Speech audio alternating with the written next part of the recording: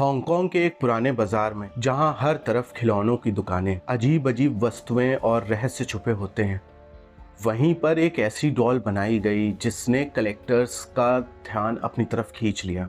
और उस डॉल का नाम था लबूबू। दिखने में तो बहुत ही ज़्यादा मासूम, प्यारी और रंगीन लगती थी, लेकिन इसके अंदर छुपे हुए रहस्यों ने इसे और ज़्यादा डरावना और रहस्यमयी बना दिया। और इस डॉल को बनाया था काइसिंग लुंग ने, जो कि एक प्रसिद्ध पर रहस्यमयी कलाकार था। और वो कला जगत में अपने अजीब अजीब डिज़ाइनों के लिए और कल्पनाओं के लिए बहुत ज़्यादा प्रसिद्ध था।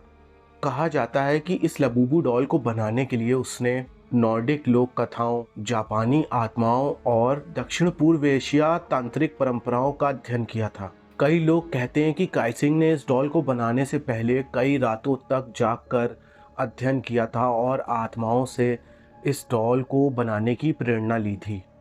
और फिर उसने लबूबू डॉल का चेहरा ऐसा बनाया कि जिसमें एक मासूमियत भी थी और डर भी मौजूद था।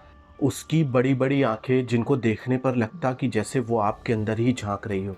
हल्की मुस्कान जो धीरे धीरे अजीब लगने लगे, और अजीब से ही कलर, जैसे एक ही डॉल में अलग अलग कलर्स से बिल्कुल कॉम्बिनेशन हो। 2015 में पहली बार हाउ टू वर्क नाम की एक कंपनी ने इसको स्थानीय स्तर पर बेचा, और फिर 2019 में पॉप मार्ट से साझेदारी होने के बाद ये डॉल पूरी दुनिया भर में प्रसिद्ध हो गई और इसे द मॉन्स्टर्स सीरीज़ का हिस्सा बताया गया। और ये डॉल एक ब्लाइंड बॉक्स में लोगों को डिलीवर की जाती थी, मतलब कि उनको पता नहीं होता था कि उनके पास जो डॉल आने वाली है उसका कलर कॉम्बिनेशन क्या होगा। लेकिन इसकी लोकप्रियता के साथ साथ कई सारी अजीब अजीब घटनाएं भी सामने आने लगी। कुछ लोगों ने कहा कि डॉल की आंखें रात के वक्त जैसे अजीब सी चमकने लगती हैं। कुछ लोगों ने ये दावा किया कि उन्होंने रात के वक्त इस डॉल को अपने आप हिलते हुए देखा है। और बहुत से लोगों का तो कहना था जब से ये डॉल उन्होंने अपने पास मंगवाई है, उनकी ज़िंदगी जैसे एकदम बदल सी गई है, और जैसे उनकी ज़िंदगी में एक अजीब सी डरावनी और भयानक घटनाएं शुरू हो गई हैं। अब हम चलते हैं भारत की तरफ, जहां पर एक व्यक्ति ने इस डॉल को हांगकांग से इंपोर्ट कराया। और इस व्यक्ति के साथ क्या हुआ, ये सुनने के बाद आप अंदर तक डर जाएंगे। भारत में दिल्ली के पास गाजियाबाद में रहने वाला विशाल शर्मा, जिसकी उम्र 32 साल थी और पेशे से वो एक ऑनलाइन खिलौना व्यापारी भी था। उसका बिजनेस बहुत ज़्यादा बड़ा तो नहीं था, पर वो अलग अलग अनोखे खिलौने दुनिया भर से मंगाकर और इंडिया में उसको इंपोर्ट करके बेचा करता था। जब विशाल ने लबूबू डॉल के बारे में सुना तो उसने उसको इंटरनेट पे सर्च किया, और उसको देखने के बाद वो बिल्कुल एक्साइटेड हो गया बहुत ज़्यादा। उसके अंदर उस डॉल को मंगवाने की और इंडिया में उसको सेल आउट करने की चाहत जाग गई। कुछ लोगों से बात करने पर पता चला कि ये जो डॉल है ये कलेक्टर्स के बीच में बहुत ज़्यादा फेमस हो रही है। फिर क्या था, विशाल ने तुरंत ही हांगकांग के एक होलसेल टॉय सेलर से बात करी और फिर उसने 20 डॉल्स ऑर्डर करी और इंडिया मंगवा ली। डॉल्स जब इंडिया पहुंची तो उसके ऊपर, उस पैकेज के ऊपर लिखा हुआ था the monsters Labubu edition, handle with care. Packet खोलते ही विशाल का दिल जोर से धड़कने लगा, क्योंकि उसके अंदर हर डॉल अलग थी।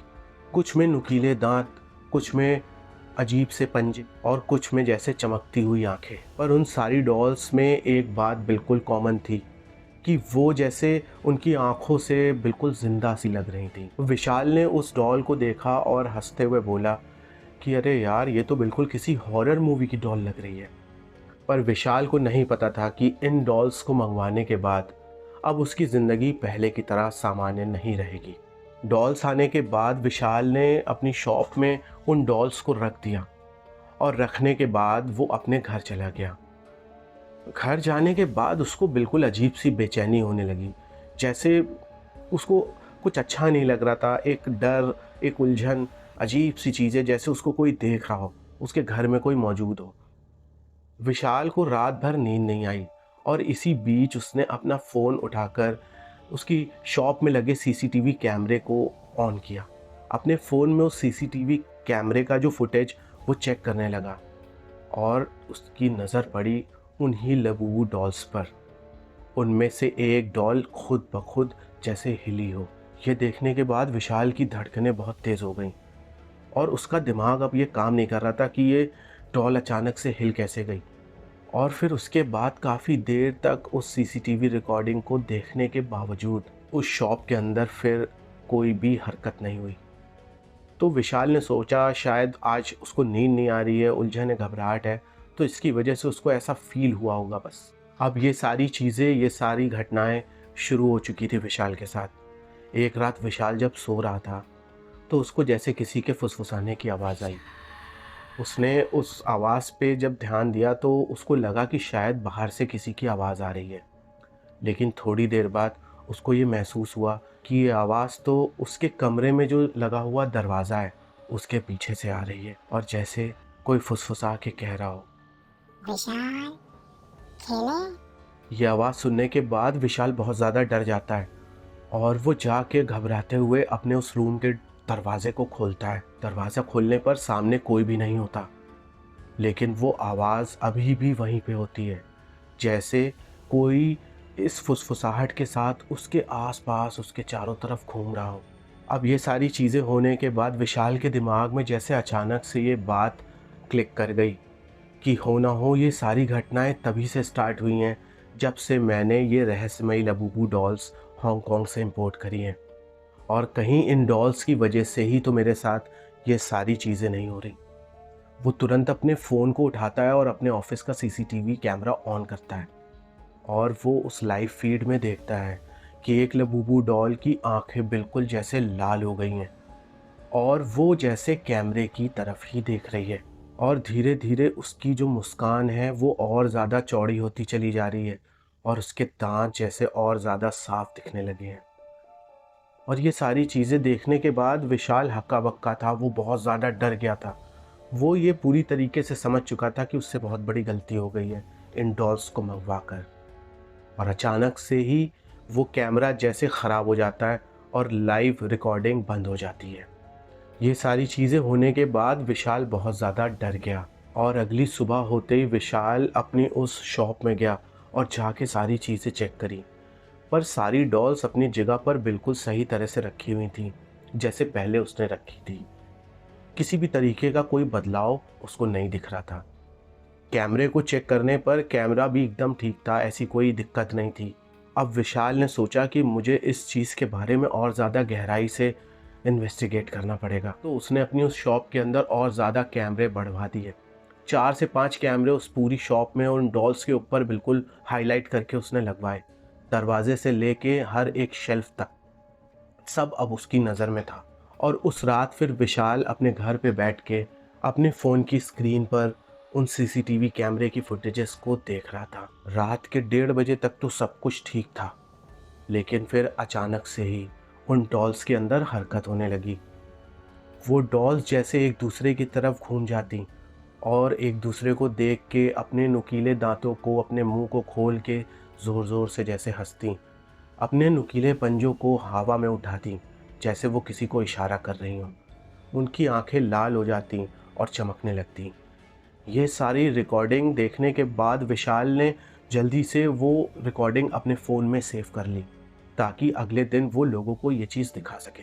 अगली सुबह होते ही विशाल ने अपने दोस्तों को, या जिनको अब तक उसने थोड़ा बहुत इस चीज़ से रिलेटेड शेयर की थी बातें, उनको ये सीसीटीवी फुटेजेस दिखाता है, जिसको देखने के बाद उसके फ्रेंड्स कहते हैं कि यार तू सब एडिट करके लाया, ये सब फेक, ऐसा कुछ नहीं होता, ये कोई ग्लिच होगा। कोई भी उसकी बातों पर यकीन नहीं करता, लेकिन विशाल अंदर से जानता था कि जो उसके साथ हो रहा है उन डॉल्स की वजह से, वो बिल्कुल सच है। अब इसके बाद से विशाल के साथ बहुत अजीब अजीब सी घटनाएं होने लगी। उसको रात में सपने आते और सपने में वो देखता कि वो डॉल्स उसका पीछा कर रही हैं। कभी उनकी आंखें बहुत लाल हैं और वो मुस्कुरा के उसकी तरफ झपट रही हैं। कभी वो डॉल्स उसके गले पर अपना हाथ रख के उसको दबाने की कोशिश कर रही हैं, और वो अचानक घबरा के और चिल्ला के हर बार उठ जाता। विशाल अकेला था, अपने घर में वो अकेला ही रहा करता था, और ये सारी चीज़ें उसके लिए बहुत ज़्यादा असामान्य हो रही थी। हर रात उसको एक ही जैसा सपना आता, जैसे वो डॉल्स उसका पीछा करती और फिर उसको मारने की कोशिश करती। विशाल बहुत ज़्यादा परेशान हो चुका था और फाइनली उसने किसी से मदद ली, दिल्ली में रहने वाले एक पैरानॉर्मल इन्वेस्टिगेटर जिनको विशाल जानता था, विशाल उनके पास जाता है और अपनी ये सारी चीज़ें और उन लबूबू डॉल्स के बारे में बताता है। तो वो ये कहते हैं कि विशाल, मुझे लगता है ये जो डॉल्स हैं ये कर्स्ड हैं और इनमें किसी न किसी प्रेत आत्माओं का साया है, या फिर ये एक मीडियम है, एक रास्ता है उन आत्माओं का इस दुनिया में आने का। तो तुमको चाहिए कि इस डॉल को फेंक दो या इनको कहीं ले जाके जला दो। उनकी बात सुनने के बाद विशाल बहुत अच्छे से समझ चुका था कि अब उसको करना क्या है। फाइनली विशाल अपने घर आता है और हांगकांग की उस कंपनी को मेल भी करता है कि आपकी भेजी हुई डॉल्स में इस तरीके की बहुत सी दिक्कतें आ रही हैं। तो वहाँ से उस मेल का रिप्लाई आता है कि अगर आपको इस डॉल से किसी भी तरीके की इनकन्वीनियंस या किसी भी तरीके की प्रॉब्लम फील हो रही है तो इस डॉल को आप वापस भी कर सकते हैं। इस मेल के बाद विशाल समझ जाता है कि वापस करना एक उपाय नहीं है, क्योंकि अब तक डॉल्स ने उसके जो होलसेल शॉप थी उसमें रहकर उसको उसके घर में डराया था। तो ऐसा पॉसिबल था कि जब वो हांगकांग वापस भी भेज देता उन डॉल्स को, तब भी शायद वो उसको सपने में डराती। तो विशाल ने सोच लिया कि अब इनको फाइनली मुझे जलाना ही होगा। अपने शहर से काफ़ी दूर एक सुनसान जगह पर विशाल उन डॉल्स को लेके जाता है और एक साथ सबको जला देता है। चलते वक्त वो डॉल्स जैसे बहुत अजीब तरीके से उनका फेस चेंज होने लगता है।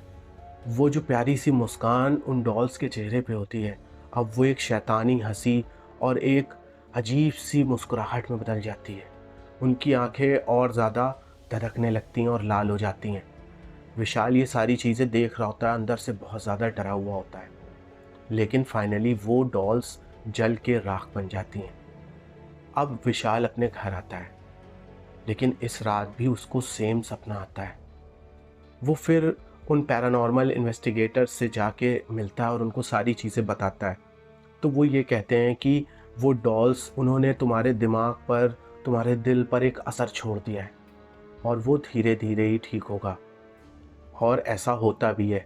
4 से 5 दिनों के बाद वो सारे बुरे सपने और वो सारी बुरी चीज़ें विशाल के साथ होना बंद हो जाती हैं और अब विशाल कभी भी अगर कोई खिलौना इंपोर्ट करता है तो उसके बारे में बहुत अच्छे से पहले जांच पड़ताल कर लेता है। तो दोस्तों, ये थी एक कहानी लबूबू डॉल के ऊपर और इस कहानी को मैंने आपके लिए बनाया है। लबूबू डॉल रियल में एक हॉन्टेड डॉल है या नहीं, ये तो मैं दावे के साथ नहीं कह सकता, पर इससे रिलेटेड कुछ स्टोरीज़ और कुछ एक्सपीरियंसेस ऐसे सामने आए हैं जिनको नेट पे मैंने जब पढ़ा, और तो मैंने सोचा आपके लिए मैं इससे रिलेटेड एक वीडियो बना दूँ। अगर आपको ये वीडियो पसंद आई हो तो इस वीडियो को लाइक करिएगा, अपने फ्रेंड्स फैमिली में शेयर भी कर दीजिएगा। और आप अगर इस वीडियो को देख रहे हैं और आपने अब तक ये चैनल सब्सक्राइब नहीं किया तो जल्दी से जाकर यार चैनल को सब्सक्राइब कर दो और बेल नोटिफिकेशन को ऑन कर दो, क्योंकि आपके लिए मैं लाता हूँ इस चैनल पर ऐसी ही हॉरर, मिस्टीरियस और अनसॉल्व मिस्ट्रीज़। तो बने रहिए मेरे साथ। मैं हूँ आपका होस्ट आमिर, आप सुन रहे थे हॉरर टेल्स विद आमिर। मिलते हैं अगली वीडियो में।